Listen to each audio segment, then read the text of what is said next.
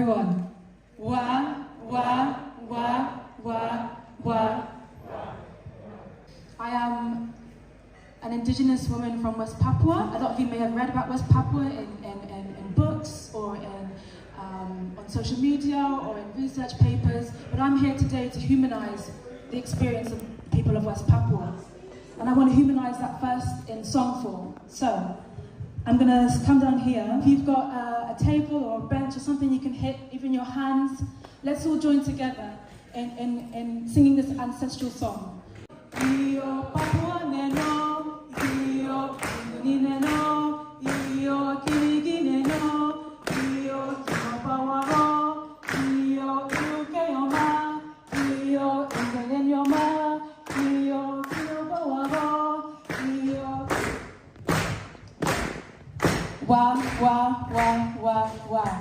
I want to start off by teaching you the most important word that remains on the hearts and the minds and the souls of my people back home in West Papua.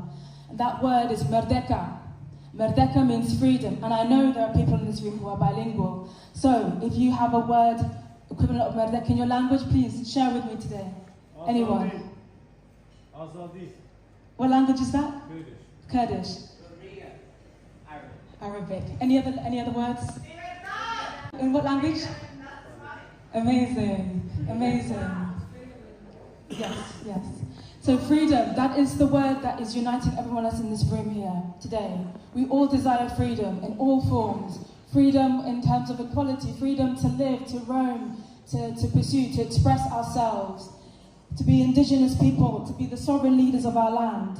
West Papua is the western half of the island New Guinea. New Guinea is an island that lies 250 kilometers north of Australia. We have gold, we have timber, we have copper, we have gas. Every single resource you can think of, we have it on our island, on the island of New Guinea. New Guinea is home to birds of paradise, a bit like the bird on my head.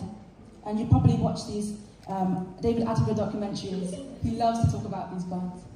West Papua is home to tree kangaroos. It's home to biodiversity beyond your wildest imagination.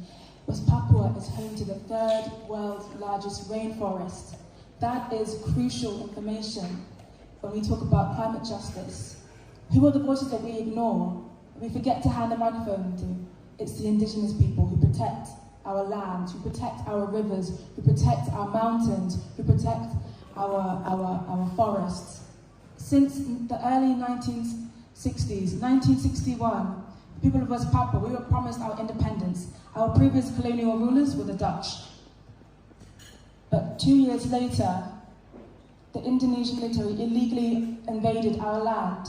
And ever since that date, 500,000 innocent indigenous West Papuan people have been slaughtered by the Indonesian military and security forces.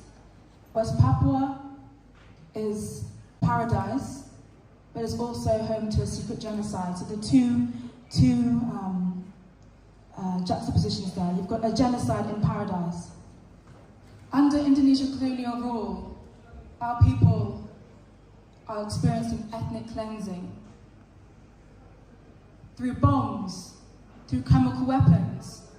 Recently there was a documentary, you can watch it on YouTube, and it exposed the truth that the Indonesian security forces are using chemical bombs to wipe out whole villages. Right now, there are about 60,000 to 100,000 West Papuans who are internally displaced in the highland regions.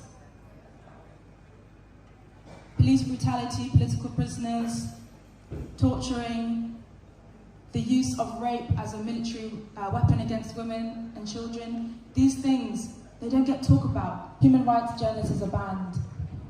International Peace Brigade, Human Rights Watch, Amnesty International, even humanitarian aid is banned from entering this region. So I was born in a beautiful surf town called Vanimo in Papua New Guinea, but it's not idyllic because just around the corner is a refugee camp that I spent my early months. The family were able to escape political persecution. There are about 12,000 West Papuan refugees living in PNG right now. In the early 2000s, my family and I came as asylum seekers, and the British government opened up their arms happens to us and we were accepted into this land. But I use this freedom to talk about my people's liberation, to talk about my people's fight for independence. This flag is the reason why my father, who is sitting over there, in the early 2000s was put into prison.